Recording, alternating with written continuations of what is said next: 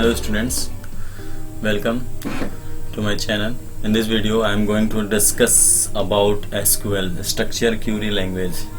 अब इस वीडियो में आप ये सीखने वाले हैं स्ट्रक्चर क्यूरी लैंग्वेज क्या होता है। सेशन शुरू करने से पहले बता देता हूँ कि इससे पहले जो भी लैंग्वेज आपने पढ़ा होगा सी, जावा, C++, तो इन सारे लैंग्वेज में कुछ ना कुछ सिंटैक्स होते थे, स्टेटमेंट होता था, वे होता था, कैसे आप कोड को लिखते हैं, फिर उस पर कैसे इम्प्लीमेंटेशन होता है, फिर उस पर कैसे उसका रिजल्ट आता है, ये सारी चीज़ें होती हैं। उसी तरीके से जो हम SQL पढ़ने वाले हैं, SQL लैंग्वेज में हमें कुछ ऐसे स्टेप्स फॉलो करने हैं, जैसे सिंटैक्स क्या होता है, फिर उसके डेटा टाइप्स क्या होते हैं, ये सारी चीज़ें इसमें। अब यहाँ पे हम ये देखने वाले हैं जो SQL होता है, तो कुछ चीज़ें हम बताने वाले हैं इसमें, ये जाना ज़रूरी भी है कि SQL stand for structure query language is used to perform operations on the records stored in the database, such as updating records, deleting records, creating and modifying tables views. Means जो भी हमारा डेटाबेस होता है उसमें हम कुछ operations perform कर सकते हैं कि जैसे उस पर वर्क कर सकते हैं, जैसे कि आप कोई भी डेटा नया क्रिएट कर सकते हो, उसमें डेटा रिकॉर्ड को डिलीट कर सकते हो, मॉडिफाई कर सकते हो टेबल में, और आप उस टेबल्स के डेटा को भी व्यू कर सकते हो। यानी डेटाबेस के अंदर ही टेबल होता है और टेबल से ही सारे डेटाबेस को हम व्यू कर सकते हैं। अब आगे नेक्स्ट टॉपिक देखने वाले हैं कि SQL is just a query language. SQL सिर्फ एक क्यूरी लैंग्वेज है, it is not a database, ये डेटाबेस नहीं है। टू परफॉर्म SQL क्यूरी को परफॉर्म करने के लिए you need to install any database. मतलब कहने का सेंस ये है, SQL को अगर आपको चलाना, वर्क करना है SQL पे, तो आपको एक डेटाबेस की ज़रूरत पड़ेगी, क्योंकि डेटाबेस में डेटा सेव भी नहीं होगा, फिर उसको वर्क कैसे करेंगे। एग्जांपल में आपको बता देता हूँ, बहुत सारे डेटाबेस हैं हमारे सामने यहाँ पे। ओरेकल की बात करें तो वो भी एक डेटाबेस है, MySQL की बात करें डेटाबेस है, MongoDB है डेटाबेस है, PostgreSQL है वो भी आपका डेटाबेस है, SQL सर्वर DB2, तो SQL सर्वर सबसे ज़्यादा यूज़ हो रहा है, MySQL है, ओरेकल है, MongoDB। नेक्स्ट टॉपिक आपका what is SQL। SQL stands for Structure Query Language. It is designed for managing data in Relational Database Management System (RDBMS). SQL is database language. It is used for database creation, deletion, fetching row and modifying rows etc. SQL is based on relational algebra and tuple relational calculus. Means SQL हमारा क्या है, database language है। इसको बनाया गया है इसलिए कि जितने भी रिलेशनल डेटाबेस मैनेजमेंट सिस्टम, यानी कि कहने का मतलब सेंस ये है कि जो भी RDBMS डेटाबेस हैं उसको, उसके डेटा को मैनेज करने के लिए इसका यूज़ किया जाता है। और ये डेटाबेस को क्रिएट करने के लिए, डिलीट करने के लिए, डेटा रो को फेच करने के लिए, मॉडिफाई करने के लिए, ये सारी चीज़ें हैं इसको SQL के थ्रू हम करते हैं। SQL is based on relational algebra, ये हमारे रिलेशनल अलजेब्रा पे बेस्ड है, और टपल रिलेशनल कैलकुलस पे बेस्ड है। नेक्स्ट आगे हम देखते हैं कि RDBMS like MySQL, Oracle, MS Access, Sybase, Informix, Postgres, SQL and SQL server use SQL as a standard database language.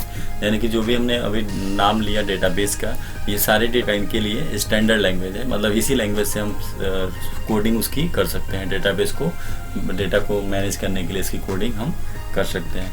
तो आगे हम चलते हैं, कुछ और भी टॉपिक हैं जो हम पढ़ने वाले हैं। तब अभी हम फिलहाल बात करने वाले SQL सिंटैक्स की बात करते हैं। तो SQL के कुछ सिंटैक्स हैं, तो यहाँ पे लिखा हुआ है SQL follows some unique set of rules and guidelines called syntax. कुछ यूनिक सेट ऑफ रूल्स हैं और उसको कुछ गाइडलाइंस है, उसको फॉलो करना है।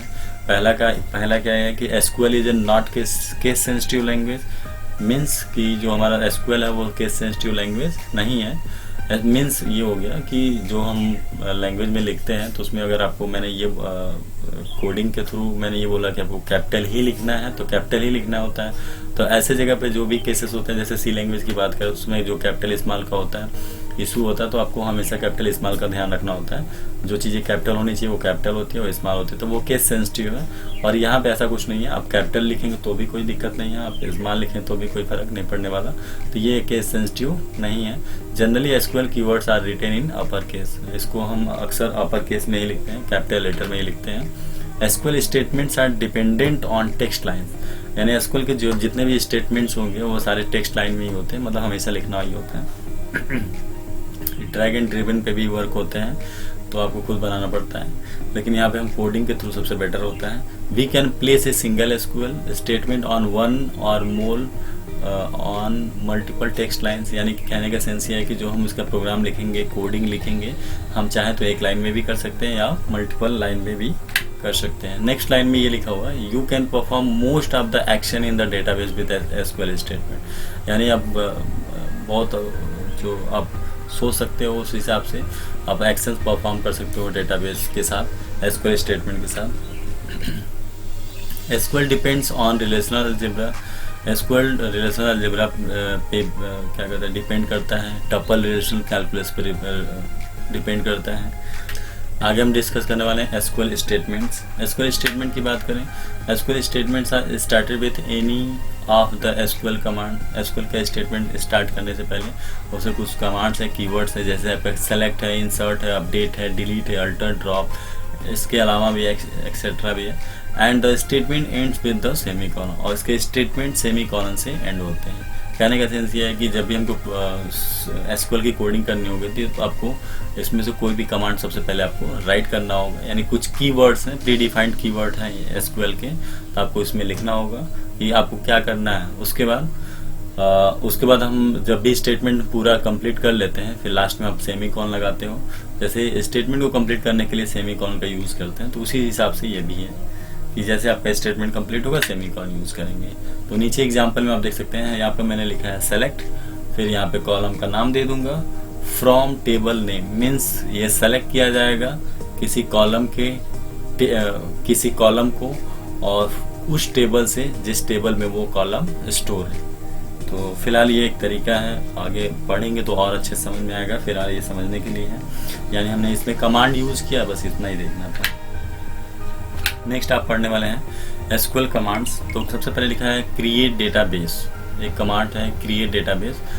तो it create a new database, इसका काम ये होता है कि नया डेटाबेस आपको बनाना है तो आपको लिखना पड़ेगा क्रिएट डेटाबेस। नेक्स्ट है आपका सेलेक्ट। तो select means it is extract data from A database, ये किसी पर्टिकुलर डेटाबेस से हम कुछ भी सेलेक्ट करना चाहते हैं उसके लिए होता है कमांड। हम आगे जब इसके कोडिंग करेंगे तो और समझ में आएगा। नेक्स्ट आपका अपडेट है, अपडेट कमांड होता है जो कि डेटाबेस में कुछ अपडेट करना हो उसके लिए यूज़ करते हैं। डिलीट है, तो डिलीट भी हम डेटाबेस से कुछ डेटाबेस को ही डिलीट करना चाहते हैं तो हम डेटाबेस डिलीट कमांड का यूज़ करेंगे। उसके साइड में लिखा हुआ है ड्रॉप इंडेक्स, तो इसमें हम सिर्फ और किसी इंडेक्स को ही ड्रॉप कर सकते हैं, ड्रॉप इसमें भी डिलीट कर सकते हैं। डिलीट का काम होता है डेटाबेस डिलीट करना, और ड्रॉप इंडेक्स का काम होता है कि किसी पर्टिकुलर डेटाबेस में टेबल में से किसी रो और कॉलम को डिलीट करना। नेक्स्ट है आपका क्रिएट टेबल, तो टेबल आपको क्रिएट करना है तो उस कमांड को लिखना होता है। नेक्स्ट है आपका अल्टर टेबल, टेबल को मॉडिफाई करना है, बाय नेम चेंज करना है तो उसके लिए अल्टर टेबल यूज़ करते हैं। ड्रॉप टेबल चाहते हैं तो आप टेबल को डिलीट भी कर सकते हो। अल्टर डेटाबेस दिया हुआ तो यहाँ पे हम डेटाबेस को मॉडिफाई भी कर सकते हैं। नेक्स्ट दिया इंसर्ट इनटू, किसी रो के अंदर किसी टेबल के कॉलम के अंदर आप कोई नया डेटा स्टोर करना चाहते हो तो उसके लिए इंसर्ट इनटू का यूज़ करते हैं। ये सारी चीज़ें हैं। नेक्स्ट है आपका क्रिएट इंडेक्स, इंडेक्स आप बनाना चाहते हो, सर्च की वगैरह बनाना चाहते हो उसके लिए क्रिएट इंडेक्स कर सकते हैं। तो आगे ऐसे ही बहुत सारे और भी कुछ कमांड्स हैं जिसको हम यूज़ करेंगे। फिलहाल जितना कमांड बताया उसको आपको समझना है। नेक्स्ट वाले वीडियो में पढ़ने वाले हैं एसक्यूएल डाटा टाइप्स के बारे में, तब तक के लिए आपको वेट करना पड़ेगा।